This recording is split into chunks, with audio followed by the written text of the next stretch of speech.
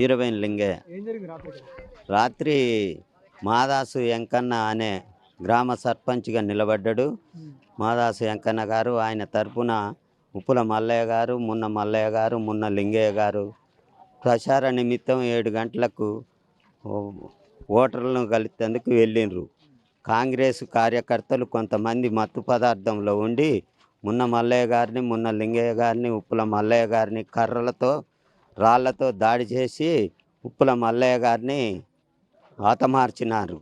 దానికి మేము చింతిస్తూ వారికి తగిన చర్య పోలీసు వారు తీసుకోగలరని కోరుకుంటున్నాం.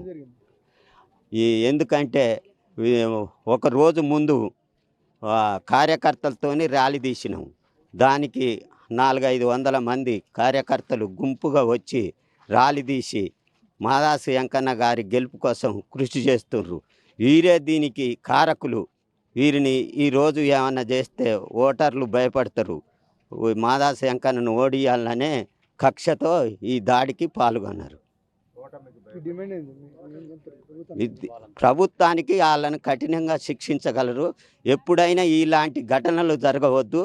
ఓటరు ఇష్టంతో, ఓటరు నిర్ణయంతో ఓటు వేసుకొని బతికే హక్కు ఈ మానవులకు ఉన్నది. దీన్ని అందరూ ఉపయోగించుకోగలరు. ఇటువంటి దాడులను ఖండించగలరని కోరుకుంటున్నాను. స్వతంత్ర భారతదేశంలో ఇలాంటి దుర్మార్గమైన చర్యలు చేయకూడదు. చేసినా ఇటువంటి పిరికి పందలు కనీసం తల్లికి పిల్లలకు ఎడబాపి కనీసం గింత ఎవరి జోలికి పోయినాడు మల్లయ్య. ఇంటి నుంచి బయటికి వెళ్ళిన సందర్భంలో ఈ అరాచక మూటలు మాటకాంచి ప్రభుత్వం మాది అని ఒక పార్టీతోని ఇది గ్రామ పంచాయతీ ఎలక్షన్లు ఒక వ్యక్తిని ఆలోచించుకొని ఓటేసే వ్యక్తి ఇది ఒక గ్రామానికి. కానీ ఇది వీళ్ళ కక్షలతోని ఎచ్చిడితోని ఈ దుర్మార్గం చర్య ఒక మూట కట్టుకొని వీళ్ళతోని మంచితనం లేక వీళ్ళు ఎట్టబడి మట్టు పెట్టాలని కొంతమంది దుర్మార్గులు ఈ ప్లాను వేసి అమాయకుల్ని పొట్టన పెట్టుకురు. ఒకవాడు ఈ అరాచకాలను వీళ్ళు సతీషు అనేటోడు హైదరాబాదులో రియల్ ఎస్టేట్ చేసే ఒక బ్రోకర్ అమాయకుడు. ఈ గంగడు అనేది ఒలగరు. ఎవరిని పడితే వాడు ఏం తెలవాలో తెలియదు. పాలగంగడు అంటాడు, వాడిని మల్లయ్య గారికి లేగారు అంటాడు. వానంత హెచ్చుడోడు భూమి మీద లేనేలేడు. అసొంటి వాళ్ళు ఎప్పుడు ఏ పండగైనా ఏ పాపమైనా ఎవరిని కొడదాం, ఏం చేద్దాం, ఎక్కడ చేద్దాం, ఇటకెళ్ళగించుకుందామా అటకెళ్ళగించుకుందామా అని పార్టీ మీద రుద్దితే అంత పార్టీనండి. పార్టీ ఒక వ్యక్తిగతంగా వ్యక్తికి ఓటేసే పార్టీది. కానీ వీళ్ళ ఈ దుర్మార్గాన్ని ఖండించి ఇంకా చాలా రాజకీయాలు చేస్తారు. వీళ్ళు పండగ నాడు పబ్బం నాడు ఎన్నో విధాలుగా బాటమట్టి పోయేటోళ్ళని గెల్లగిచ్చుడు, ఇప్పుడు కొడదామా అప్పుడు కొడదామా అన్న ఈ దుశ్చర్యను ఖండించి ప్రభుత్వం నిన్న రేవంత్ రెడ్డి గారు ఒక సర్పంచ్ గారినైనా ఎవరినైనా పేపర్ స్టేట్మెంట్ ఇచ్చిండు, మంచి వ్యక్తిని చూసి ఎన్నుకోండి. ఏ పార్టీ అయినా ఏం లేదు, ఎవరైనా ఏం లేదు, ఒక మంచి వ్యక్తిని చూసి ఎన్నుకోండి. ఒక గ్రామానికి అభివృద్ధి, ఒక స్కూల్ కానీ ఒక గుడి కానీ ఒక ఏది చేసినోని గసంటి ఒక విద్యావంతుని ఒక బుద్ధిమంతుని ఎన్నుకోమారు. కానీ ఈ దుర్మార్గం చర్యలు చేయమని ఆ ప్రభుత్వానికి మనమిచ్చి వాళ్ళని కఠిన చర్యలు తీసుకోవాలని, లేకపోతే ప్రజలు వారికి తగిన బుద్ధి చెప్తామని మేము తెలియజేస్తున్నాం. నిన్న జరిగినటువంటి హత్య రాజకీయ హత్య, కాంగ్రెస్ గుండాలు చేసినటువంటి అరాచకత్వంతో నిన్న ఉప్పుల మల్లయ్య అనే వ్యక్తిని చంపినారు. మరి అట్టి క్రమంలో గతంలో రాజకీయ చరిత్ర చూస్తే ఉప్పుల పాపయ్య కుటుంబం, ఉప్పుల మల్లయ్య కుటుంబం రెండు పోటాపోటీగా రాజకీయాలలో ఉండేది. పాపయ్య అనే వ్యక్తి గతంలో వార్డు మెంబర్గా, ఉప్పుల మల్లయ్య గతంలో వార్డు మెంబర్గా చేసి ఉప్పుల పాపయ్య మీద గెలుపొందినాడు. మరి మొన్న 2018లో కూడా ఇద్దరు కోడలు పోటీ చేసి అందులో కూడా ఉప్పుల మల్లయ్య కోడలు శైలజ విజయం సాధించింది. మరి ఈరోజు 4వ వార్డు మెంబర్గా మళ్ళీ శైలజ నిలబెట్టి ఆ వార్డులో గెలుస్తుందనే ఒక ధీమా.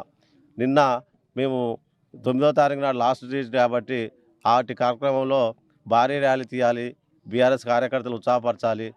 మరి గతంలో చేసినటువంటి అభివృద్ధి కార్యక్రమాలు కానీ సంక్షేమ పథకాలు కానీ అన్నీ బాగున్నాయి, మాకు ఓట్లేనని ఆశీర్వదించాలని చెప్తే ప్రజల నుంచి మంచి స్పందన వచ్చింది. ఆ ఓటమిని జీర్ణించుకోలేక, ఎట్లాగో ఓడిపోతామని ఆ ఓటమిని జీర్ణించుకోలేక ఇలా అరాచకాలు, ఈ ఊళ్ళో అరాచకాలు చేస్తే టీఆర్ఎస్ కార్యకర్తలు కానీ నాయకులు కానీ రోడ్డు మీదకి రాకుంటుంటే మేము రిగ్గింగ్గా లేకపోతే ఇంకా ఏదైనా చేసి ఖచ్చితంగా ప్రభుత్వం మాది, ఎమ్మెల్యే మాది, మా ముఖ్యమంత్రి మాది ఉన్నది కాబట్టి మేము ఖచ్చితంగా గెలవాలనే దాంతో నన్ను కానీ మా అన్నయ్యని కానీ వాళ్ళు ఉప్పుల మల్లయ్యని కానీ చంపే ప్రయత్నంలో భాగంగా మేము కొద్దిగా అదృష్టంతో ఆ దేవుడు అనేటువంటి మాకు సరే 4 రోజులు బతకడానికి టైం ఇవ్వచ్చు. మేము చనిపోయేవాళ్ళం, అతను కూడా చనిపోయేవాడు. 4 మెంబర్స్కి గాయాలైనాయి. ఆ కార్యక్రమంలో కాంగ్రెసు, ఇక్కడున్న స్థానిక ఎమ్మెల్యే, రాష్ట్ర ప్రభుత్వం అండదండలతోటే ఈరోజు ఉప్పుల మల్లయ్యని హత్య చేయడం జరిగింది. ఈ హత్యాకాండను ఇలాగే కొనసాగిస్తే రాబోయే రోజుల్లో ఎవరి రాజకీయాలు శాశ్వతం కాదు, ఉద్యమం శాశ్వతం కాదు, జీవితం శాశ్వతం కాదు, పదవులు శాశ్వతం కాదు. నేను 10 సంవత్సరాలు రాజకీయ అనుభవించినాం, ప్రభుత్వంలో ఉన్నాం. ఇప్పుడు రేవంత్ రెడ్డి గారు 5 సంవత్సరాలు చేస్తాడు. మరి రేపు 5 సంవత్సరాలు బీఆర్ఎస్ఏ రావచ్చు, రేవంత్ రెడ్డి రావచ్చు. ఖచ్చితంగా ఇలాంటి అరాచకాలను ఖండించవలసిన అవసరం ఉంది. దీన్ని పోలీసుల వారు కూడా చెప్తున్నాం. మరి ఈ నిఘా ఎటుపోయిందో మాకు తెలియదు. ఇంతసేపటికి మీరు మంచిగా ఉండని చెప్పడమే తప్ప మాకు ఇటు కార్యక్రమాలు, ఇటు విషయాలు మాకు తెలియపరచకపోవడం కూడా, పోలీస్ వ్యవస్థ కూడా నిఘా మా మీద పెట్టకపోవడం కూడా పోలీస్ వ్యవస్థను కూడా మేము హెచ్చరిస్తున్నాం. ఖచ్చితంగా ఎటువంటి కార్యక్రమాలు చేసినా ఏం జరుగుతుందో ఏ వ్యవస్థలో అయినా మాకు చెప్పాలి, ప్రతిపక్షం కానీ పాలకపక్షానికి కానీ. మరి ఇటు కార్యక్రమాలు చెప్పకపోవడం వల్ల మేము గుర్తించలేక, మాకు ఇంటిమేషన్ లేక నిన్న మా నాయకుడు, మా కార్యకర్త హత్య గావించబడినాడు. ఈ ప్రభుత్వానికి ఖచ్చితంగా చెప్తున్నాం, ఇలాగే అరాచకాలు, అత్యారాజకాలు చేస్తే పుట్టగతులు ఉండవు, మళ్ళీ ప్రభుత్వాలు రావు. మరి గతంలో మేము 10 సంవత్సరాల కాలంలో ప్రభుత్వంలో ఉన్నాం. ఈ ఊళ్ళో ఒక స్టేషన్ కూడా, ఒక చిన్న పంచాయతీ కూడా పోలే.